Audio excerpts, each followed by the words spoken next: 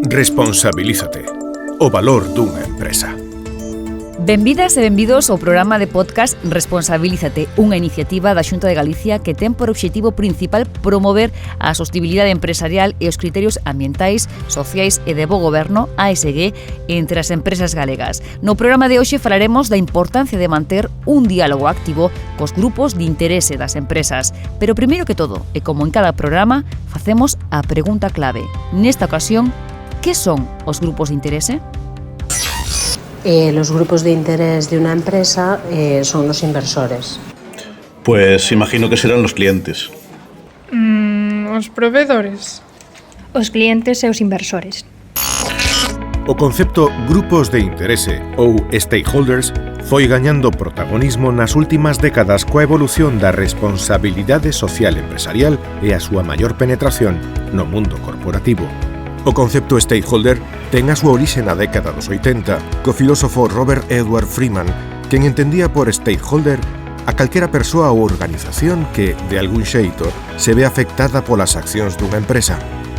Freeman xa advertía, a finais do século XX, que os grupos de interese eran unha peza clave a ter en conta para a planificación estratéxica de calquera negocio.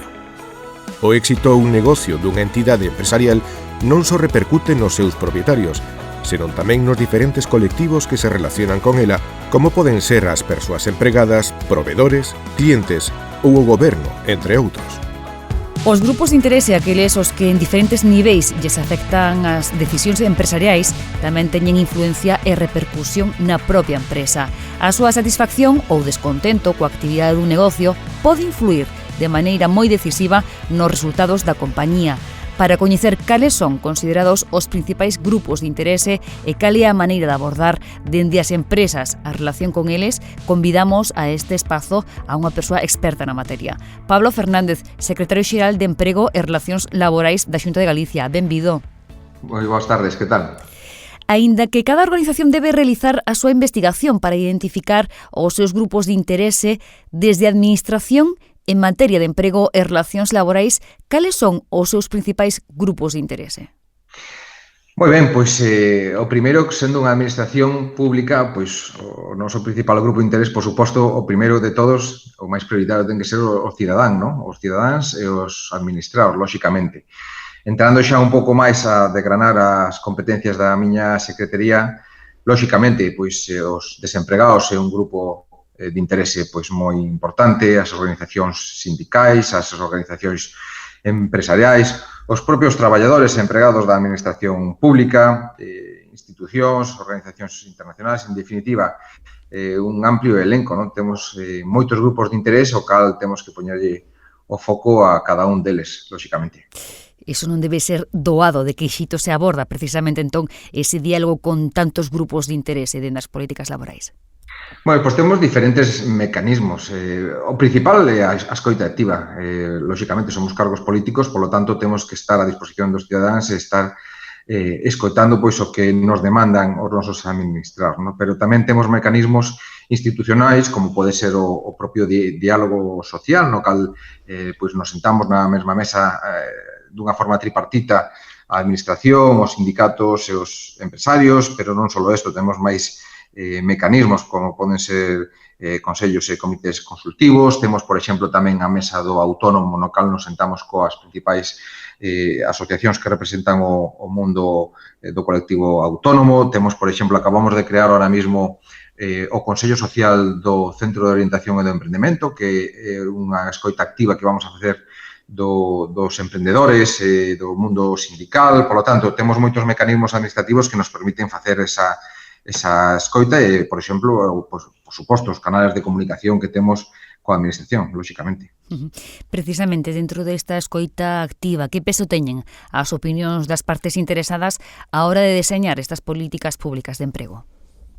Bueno, pois é básico, non, que facer unha boa escoita activa, pois porque ao final estamos traballando para darlle un servicio ou crear unha normativa ou, bueno, calquer que sexan nosas medidas, unha orden de axudas, pois para destinada por nosos cidadáns. Por lo tanto, o noso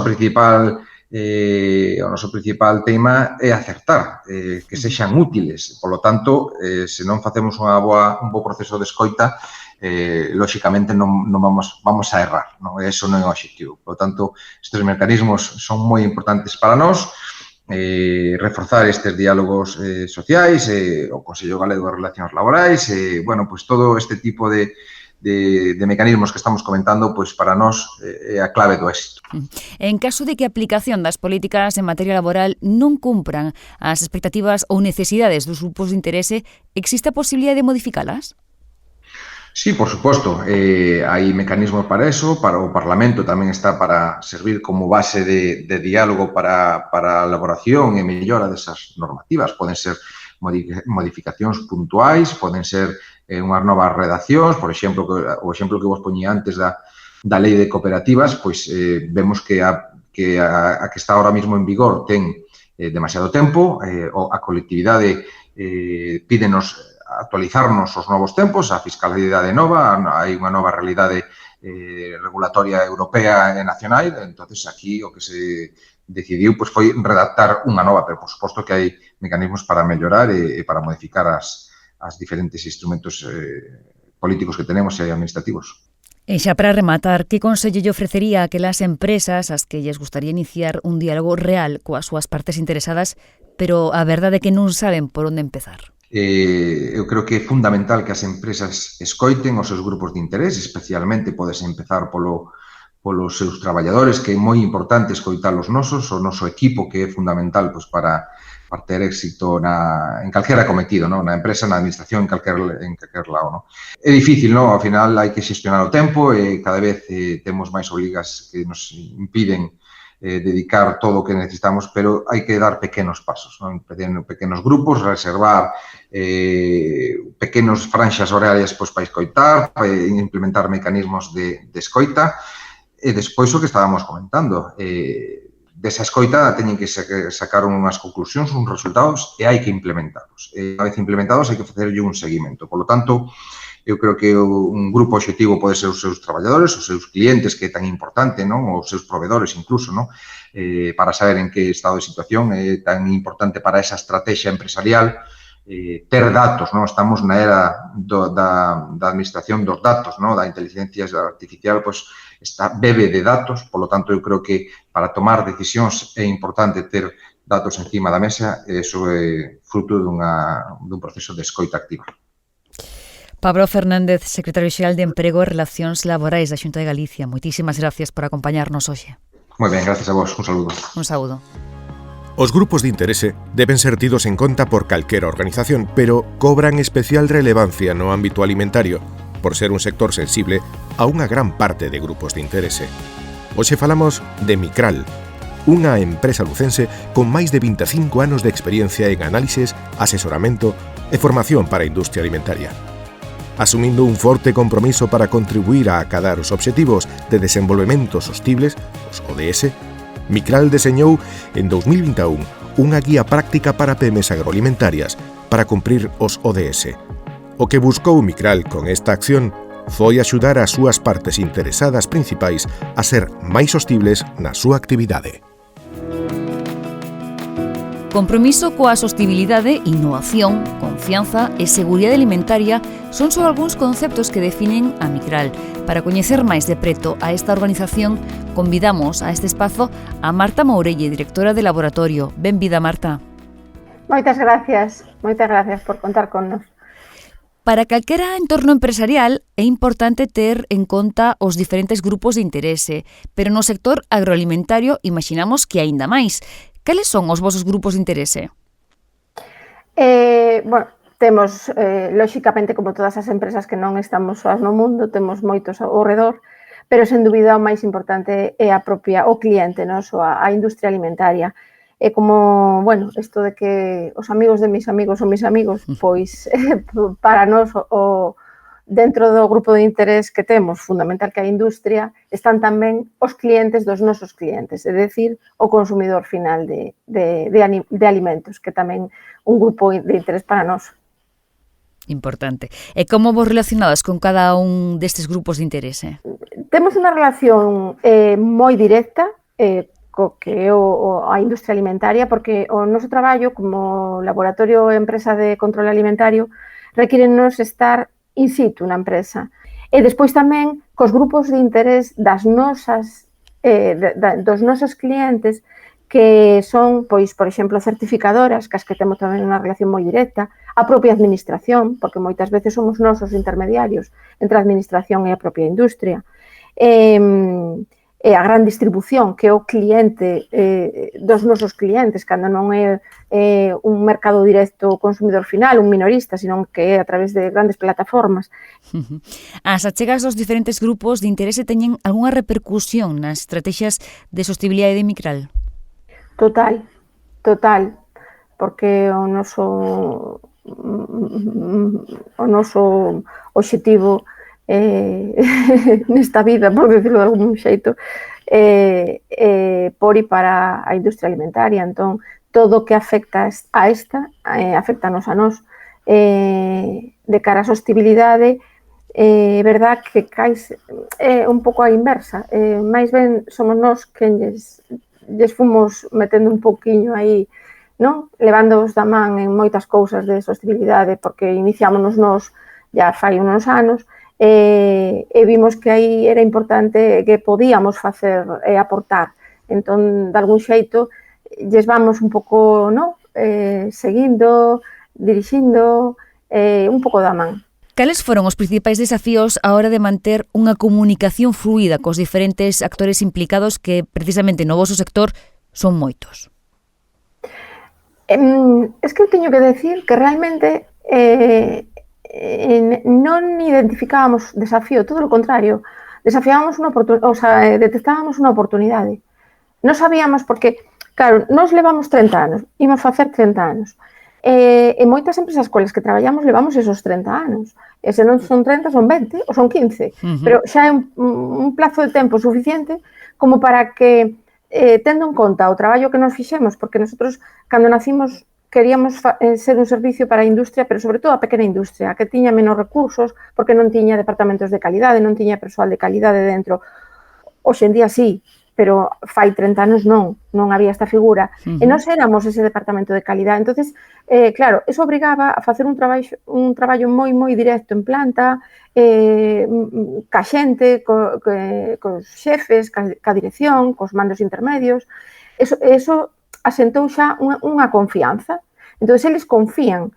Entón, nese xeito, máis ben, decíamos, eles confían, lles decimos, poderías ir por aquí. Sí, pero como incorpora Micral como empresa? Porque estamos a falar de que Micral achega, suxire, asesora aos seus grupos de interese, pois tamén para que vayan en dirección da sostenibilidade.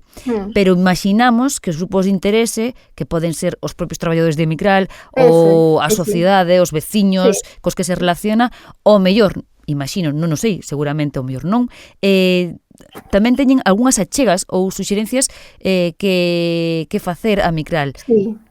Nos, en Micral, o que directamente en Micral, o que cos traballadores, fundamentalmente, como despois da industria, como gran grupo de interés, o mesmo peso pode ter, non se trata de hacer grados, o mesmo peso os traballadores.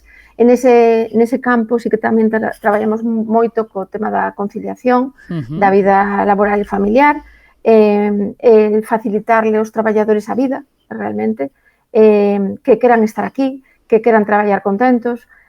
Sempre apostamos moitísimo pola formación, entón tamén temos os obxectivos asociados ao que a que as empresas, a que as persoas prosperen, non? Queredes reter talento. Exactamente. De que maneira influye as expectativas dos clientes? Falamos agora do outro grupo de interese, que era, como dicías ao inicio, pois tanto clientes como o cadro de persoal estaban ao mesmo nivel de importancia. De que maneira as expectativas dos clientes influyen na planificación e execución das actividades de Micral? Totales, porque aquí a satisfacción do cliente é fundamental, o sea, o obxectivo sempre é, xa digo, por e para a industria alimentaria, que son os nosos clientes, co cal, cas necesidades que eles teñan, eles saben que as transmiten, se nos podemos axudales e ir da man deles fenómenos, se non buscamos tamén as ferramentas. Eu sempre dixen que Micral non sería a empresa máis grande, é a que tiña máis cartos nas contas bancarias ou máis flota de coches, pero o capital intelectual si é moi importante aquí e os recursos os buscamos debaixo das pedras. Temos moitos contactos, pois eso, con moitos grupos de interés dos noso grupo de interés, co cal, se hai que levantar un teléfono e falar, imos rapidamente a buscar unha solución. Entón, é fundamental, é fundamental. Marta Mourelle, directora de laboratorio de Micral, moitas gracias por acompañarnos hoxe. Moitísimas gracias a vos por invitarnos. Escoitas Responsabilízate, o valor dunha empresa.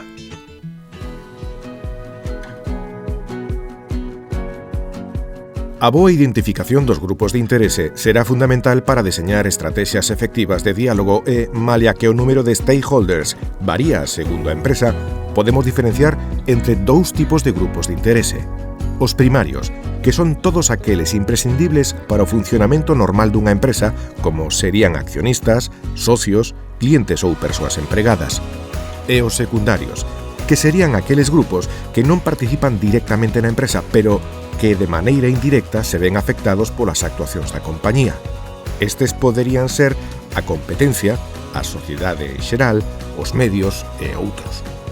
Un dos sectores nos que se fai máis complexo elaborar un mapa adecuado de grupos de interese é o da alimentación, xa que estes poden abarcar desde consumidores individuais e organismos industriais ata produtores primarios e fabricantes de alimentos. A lista pode estenderse ata importadores, minoristas, organizacións relacionadas coa saúde pública, defensa do consumidor, goberno e moitas máis. En todos os casos, pero no sector alimentario moito máis, os expertos aconsellan seguir 4 principios rectores á hora de establecer un diálogo cos grupos de interese. Manter o equilibrio na escoita activa de todos os grupos de interese. Relacionarse de maneira anticipada cos grupos antes incluso de establecer vías de comunicación oficiais. Promover unha relación honesta e horizontal que busque a escoita activa para atopar puntos en común e beneficiar a todas as partes. E por último, facer seguimento para soster as relacións no tempo. Isto será fundamental para evitar posibles incidencias e incluso crisis de reputación. Seguimos explorando modelos de referencia na xestión dos grupos de interese. Acabamos de escoitar a experiencia dunha pequena empresa do sector alimentario e, sen saír do mesmo ámbito, agora queremos coñecer como xestiona este aspecto unha das compañías con maior tradición e proxección de Galicia. Conservas Friscos é unha empresa galega situada na localidade pontevedresa de Catoira dedicada á elaboración de conservas de peixe de alta calidade e destacada pola súa tradición e compromiso coas boas prácticas pesqueiras. Convidamos a este espazo a Antonio Vázquez, director de ventas e marketing de Conservas Friscos. Benvido. Boas tardes e moitas gracias. Cales son os principais grupos de interese cos que traballan Conservas Friscos e como foi o proceso de identificación? Bueno, dentro do que son os grupos de interese nos temos que distinguir non por prioridade ni nada, pero bueno, o primeiro pois son os accionistas, os empleados, os clientes, a sociedade, ONGs. Fundamentalmente son os que nos consideramos no noso plan de responsabilidade social. Non son poucos os que vostede acaba de mencionar. Que estrategias utilizan precisamente para manter unha comunicación efectiva e fluida coas diferentes partes? Bueno, tratamos de ter reunións periódicas con todos eles, máis ou menos para coñecer realmente a súa visión que teñen do impacto que poden ter as nosas actividades en total no medio, no ecosistema no que desenvolvemos a nosa actividade. A parte, pois temos canles, todos os canles a través de redes sociales, donde tamén mantemos unha comunicación directa entre eles, bidireccional. Tratamos de recibir as súas inquietudes, necesidades, incluso posibles pautas de mellora. Temos un oído activo e tratamos de incorporar as melloras que poden supor os comentarios que cada un dos grupos nos fan. E participan os seus provedores nos procesos de mellora dos seus produtos? Absolutamente, son unha parte fundamental dentro da cadena, dende o propio cliente hasta os provedores teñen que estar absolutamente implicados en toda a cadena de desenrolo dos novos produtos e dos produtos actuais para mellorar desde o que é a huella de carbono hasta a mellora eficiencia, desenvolvemento e mellora de costes, etcétera, etcétera. Para a vosa compañía, as certificacións teñen algunha relevancia nas relacións cos grupos de interese? Bueno, as certificacións teñen a relevancia que poden ter a nivel de comunicación e a nivel de terceiros, pero realmente non son suficientes e realmente non hai unha responsabilidade de acometer o que as certificacións supoñen, non? Probablemente sexa máis doado conseguir unha certificación que realmente levar unha xestión eficaz do que cada un das certificacións se supón. Para nós é máis importante o compromiso que cada un delas supón a nivel de xestión que realmente a propia certificación en sí misma.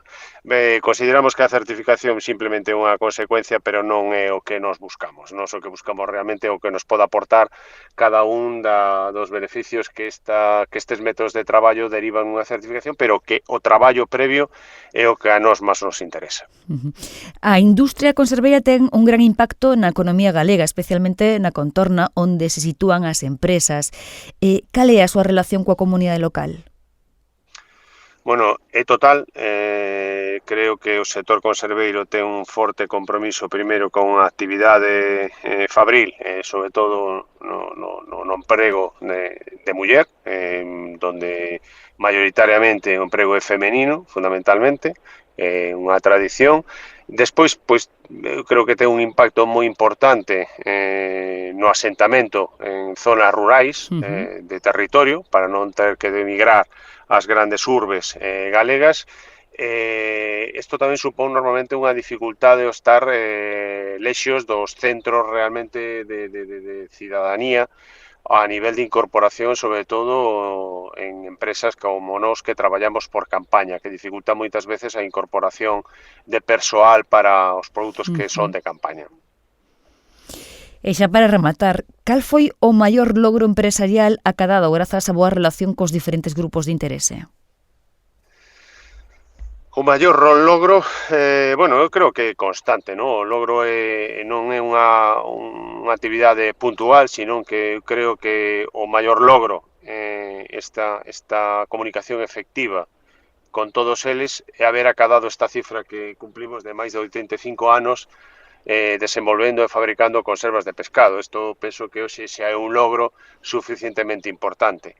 Despois é certo que reducir o impacto que a nosa actividade ten no medio ambiente tamén foi fruto de colaboración con ONGs, con provedores, clientes, unha actividade importante e se vai reducindo día a día. E o terceiro lugar, o que xa comentei, de asentamento da poboación en zonas rurais. Manterse, dende logo, unha pequeno pobo como Catoira non é doado. Non é doado polo que estou dicindo, non? Por a dificultade que entraña moitas veces a nivel logístico, a nivel de persoal, etcétera, etcétera. Non é doado, pero estamos moi orgullosos delo e queremos seguir apostando por estar onde estamos, facendo inversións, crecendo e tratando de abordar que os nosos produtos estean cada vez en máis mercados internacionais e penso que é un orgullo. Outro día nos decía unha compañeira que estaba orgullosa que foi de viaxe e encontrou ali as nosas latas e que foi un orgullo para ela. Bueno, pois penso que isto en levar a marca Galicia, a marca España máis alá das nosas fronteiras, penso que é un orgullo para todo galego, para todo español. E que un empregado da empresa se sinta orgulloso de ver o seu produto cando viaxa, eu creo que iso é un indicador de que polo menos ese grupo de interese está ben atendido. A por outros 85 anos máis. Pois moi ben, pois esperemos que así sexa e moitísimas gracias pola oportunidade que nos dades para facer este, creo que interesantísimo podcast. Moitísimas gracias a vostede, Antonio Vázquez. Un saúdo. Un saúdo, moitas gracias. Hasta logo. Rematamos un novo podcast Responsabilízate da Xunta de Galicia e se queres coñecer máis sobre a sostenibilidade empresarial e os criterios ASG, Síguenos no seguinte programa. Moitas grazas por estar aí.